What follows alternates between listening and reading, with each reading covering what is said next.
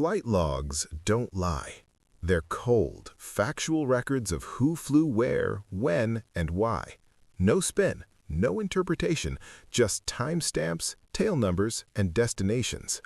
So when Senator Catherine Cortez Masto pulled out FBI Aircraft Manifest N784FB from December 1, 2025, FBI Director Kash Patel knew exactly what was coming. One passenger. Destination, Harrisburg International Airport, Pennsylvania. Official purpose, personal security detail maintenance. Actual destination after landing, Hershey Park Arena for a professional women's hockey game. Patel had answers, good answers, legal answers. His lawyers had reviewed everything. The Office of Legal Counsel had signed off. The security protocols had been followed to the letter. But as the next 9 minutes would prove, good answers don't always look good on camera. December 12, 2025, 10:34 a.m. Senate Appropriations Committee hearing room. The hearing had been proceeding routinely for nearly 2 hours. Budget allocations, operational costs, personnel expenditures, the usual Appropriations Committee business that fills C-SPAN programming but rarely makes headlines. FBI Director Kash Patel sat at the witness table looking composed and prepared. He'd been through dozens of these hearings. This was supposed to be about money, not politics. Numbers, not narratives. Senator Catherine Cortez Masto from Nevada had been quiet for most of the morning, taking notes while her colleagues asked questions about counterterrorism funding and cybersecurity infrastructure. But when her turn came, she reached into a folder and pulled out a document that immediately changed the room's energy. "Director Patel," she began, her tone professional but carrying an edge that made reporters sit up straighter. "I want to ask you about FBI aircraft usage, specifically regarding executive transport." Patel nodded. Standard oversight question. "Of course, Senator. The FBI maintains a small fleet of aircraft for operational needs, executive protection, and rapid response capability. I'm particularly interested in Flight N784FB on December 1st of this year," Cortez Masto interrupted smoothly, holding up the manifest. "Can you tell me about that flight?" The specificity of the question, the exact tail number, the exact date, told Patel this wasn't a general inquiry. She had done her homework. "Senator, I'd need to review the specific flight details to provide accurate information about operational context." "Let me help refresh your memory." Cortez Masto's voice remained calm, almost friendly. December 1st, FBI aircraft departed Reagan National at 4:47 p.m. Destination, Harrisburg International. One passenger aboard, you. Return flight the following morning. Total operational cost approximately $97,340. She paused, letting the number hang in the air. "Does that help you remember the flight, Director?" Patel's expression didn't change, but everyone in that room recognized the moment. This was no longer routine budget oversight. This was targeted. "Yes, Senator, I recall that flight." "Can you explain to this committee the operational necessity that required you to fly government aircraft to Pennsylvania that evening?" The question was phrased carefully, not accusatory, not assuming wrongdoing, just asking for an explanation. Patel took a measured breath before responding. "Senator, as FBI Director, I face credible and ongoing security threats that require me to travel via protected government aircraft. My security detail, in coordination with the FBI's Security Division, make determinations about which transportation methods are appropriate based on current threat assessments." It was a solid answer, standard protocol, exactly what any FBI director would say. But Cortez Masto wasn't finished. "I understand the security protocols, Director, but I'm asking specifically about the operational purpose of that particular flight. What FBI business required you to be in Harrisburg, Pennsylvania on the evening of December 1st? There it was, the question with no good answer. Patel could feel the room's attention sharpen. Cameras zoomed in. Reporters stopped typing, waiting for the response they knew was coming. Senator, while I was in Pennsylvania, I attended a personal event. However, the decision to use FBI aircraft was based entirely on security protocols, not personal convenience. What personal event, Director?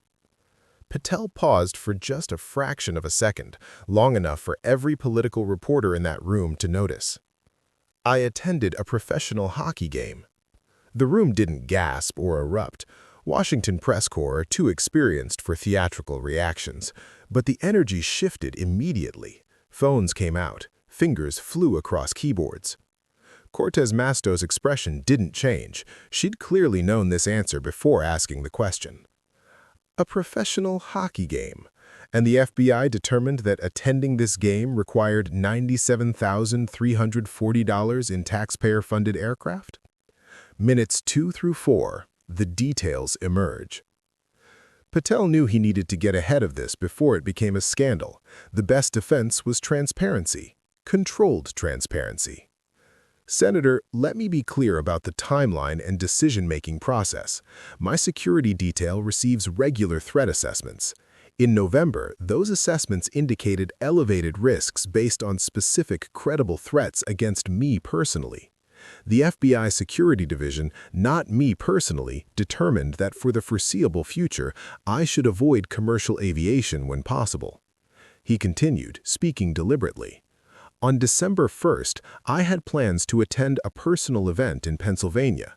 When my detail learned of these plans, they recommended, not requested, but recommended as a security matter, that I use FBI aircraft rather than commercial travel or ground transportation. Cortez Masto listened patiently, taking notes. Director, you said elevated risks based on specific credible threats. Can you elaborate on the nature of these threats? Patel glanced at his security counsel sitting behind him. Senator, I can provide a classified briefing with specific details, but in open session I can say that the FBI documented 12 separate threats against me personally between November 15th and December 1st. These threats were evaluated by our Behavioral Analysis Unit and deemed credible enough to warrant enhanced security protocols. Were these threats related to your Pennsylvania trip specifically? No, Senator. They were general threats against me based on my position and certain policy decisions. Cortez Masto made a note, then looked back up. So the threats didn't require you to be in Pennsylvania that evening. They required enhanced security if you chose to travel to Pennsylvania that evening. Is that accurate?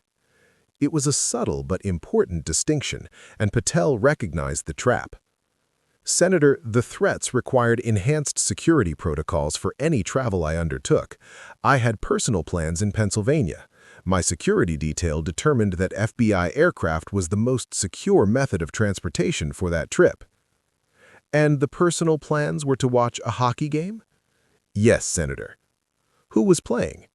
The question seemed almost casual, but Patel knew where this was going. The game featured the Philadelphia Phantoms women's professional hockey team. And do you have a personal connection to that team or that game specifically? Here it was, the detail that would make this story move from procedural question to tabloid interest. Senator, someone I know personally plays for that team. I attended as a spectator to support their game. Cortez Masto nodded slowly. So, to be clear, you used nearly $100,000 in taxpayer funds to fly FBI aircraft to Pennsylvania to watch your girlfriend play hockey? The word girlfriend landed like a bomb, even though Cortez Masto's tone remained completely professional. Senator, I used FBI aircraft based on security recommendations from my protective detail. The purpose of my Pennsylvania visit was secondary to the security determination about transportation methods. Let's talk about those protocols, Cortez Masto said, pulling out another document. According to FBI policy, executive aircraft usage requires either operational necessity or documented security concerns. You're arguing security concerns. Can you tell me who approved this flight? Patel was prepared for this. The flight was approved by the FBI's Security Division Chief, reviewed by the Office of General Counsel, and cleared by the Department of Justice's Office of Legal Counsel as compliant with executive protection protocols. So 3 different offices signed off on a $97,000 flight to watch a hockey game. Senator, with respect, they signed off on a security-based transportation decision. The personal nature of my Pennsylvania visit is separate from the security rationale for using FBI aircraft. It was legally accurate, procedurally correct, and yet somehow made the optics worse. Cortez Masto sensed this too. Director Patel, help me understand something.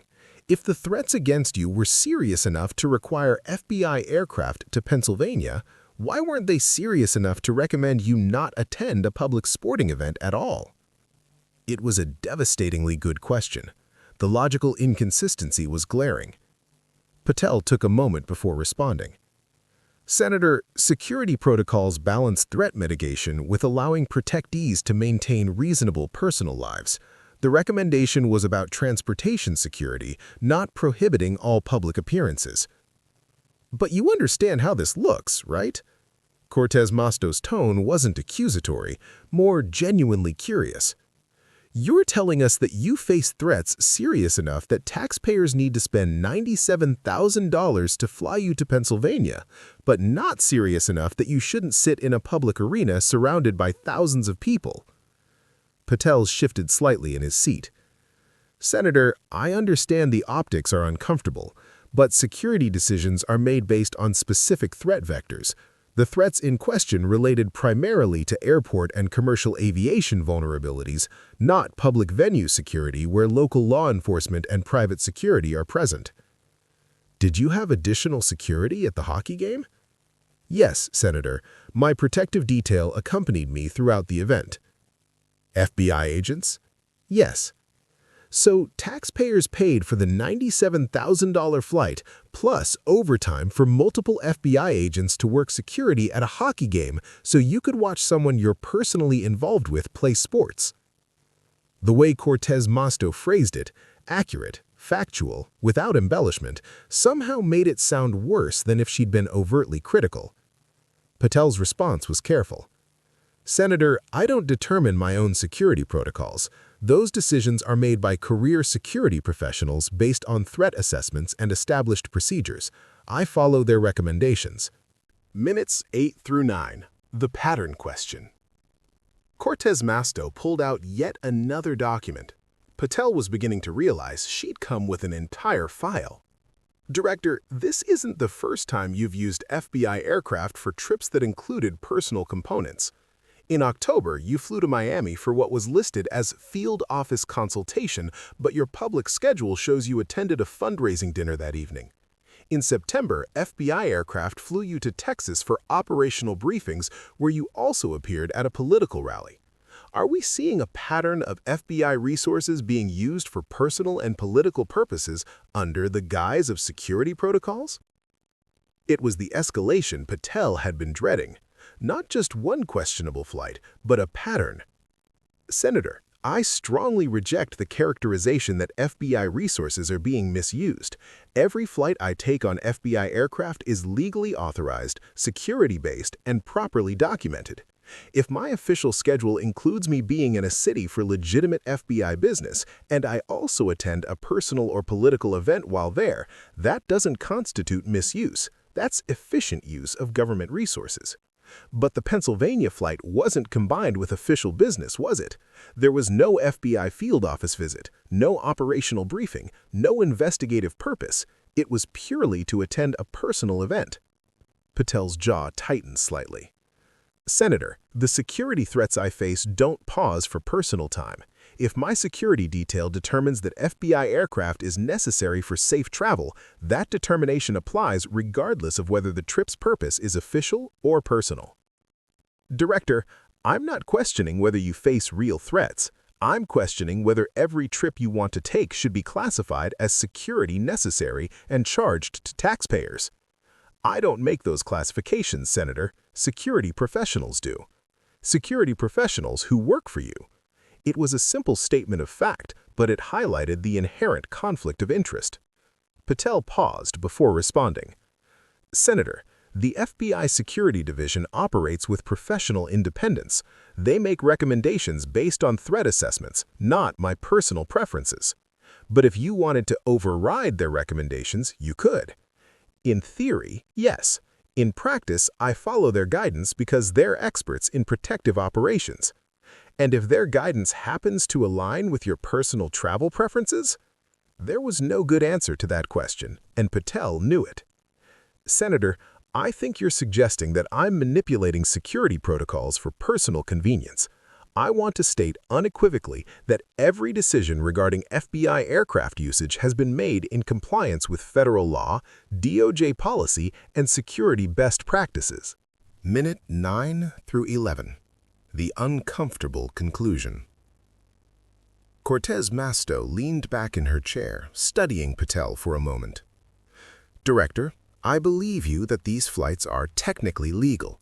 I believe you that your security team recommended them. I even believe you that you face real threats that require enhanced protection. She paused. But I also believe that we have a problem when the director of the FBI, someone who spent years criticizing Washington elites for misusing government resources, is using $100,000 flights to attend hockey games. Not because it's illegal, but because it looks exactly like the kind of privilege and disconnect from ordinary Americans that you campaigned against. Patel's response was measured but showed the first hint of frustration. Senator, I didn't seek this position to enjoy privileges. I accepted it knowing it would come with significant personal security risks. I don't control the threat environment. I don't set the security protocols, and I don't appreciate the implication that I'm living some lavish lifestyle at taxpayer expense while facing credible threats against my life. The emotion in his voice was real, and it momentarily shifted the room's energy. Cortez Masto softened her tone slightly. Director, I'm not questioning your commitment or your service. I'm asking you to understand why the American public might struggle with the idea that watching a hockey game requires a $97,000 government jet while they're working multiple jobs to pay their bills. Patel took a breath. Senator, I understand the optics are difficult, but I would ask the committee to consider what message we send if we tell senior law enforcement officials that they must choose between accepting security recommendations or having any personal life whatsoever. That's not a standard we've applied to previous FBI directors, cabinet officials, or even members of Congress who regularly use government aircraft. It was a fair point, and several Republican committee members nodded in agreement. Director, I'm not asking you to have no personal life. I'm asking whether a $97,000 flight was necessary or simply convenient, and I think you've acknowledged here today that while it was technically authorized, the necessity of it is questionable. Patel didn't respond immediately. After a long pause, he said carefully, Senator, if you're asking whether I would have preferred to drive to Pennsylvania or fly commercially if security concerns weren't a factor, the answer is yes. I don't enjoy being in a position where my personal travel becomes a Senate hearing topic. But given the threat environment and the security recommendations I received, I stand by the decision to follow my protective details guidance. Cortez Masto nodded slowly. Thank you for your candor, Director. I'll be submitting a formal request for the Inspector General to review FBI executive aircraft usage protocols to ensure they're not being applied in ways that create appearance problems or actual misuse. The aftermath. No clear winner, just uncomfortable questions. The hearing ended without drama. No gotcha moment, no viral clip of Patel losing his composure, or Cortez Masto delivering a devastating zinger. But the exchange accomplished something potentially more damaging. It raised questions that had no satisfying answers. Conservative media defended Patel, pointing out that he faces real threats and that Democrats were applying double standards. Liberal media criticized the optics, noting that Patel had previously attacked Hunter Biden for allegedly misusing government resources. But the vast majority of Americans who saw clips of the exchange came away with a more complicated feeling, understanding that security threats are real, but also feeling that something about this didn't sit right. Within 48 hours, FBI jet hockey game was trending on social media, not with outrage, not with vindication, just with the uncomfortable realization that the rules governing powerful people's use of government resources are flexible enough that almost any personal travel can be justified as security necessary. Patel didn't break any rules, but he highlighted how accommodating those rules can be when you're the one interpreting them. And sometimes that's more damaging than any direct accusation.